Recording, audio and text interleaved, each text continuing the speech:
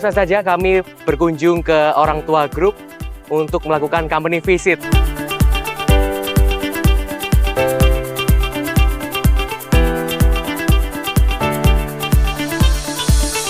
Memiliki keunikan, nilai tambah yang membuat kalian bisa bersaing. Nomor kedua, logic thinking dan leadership.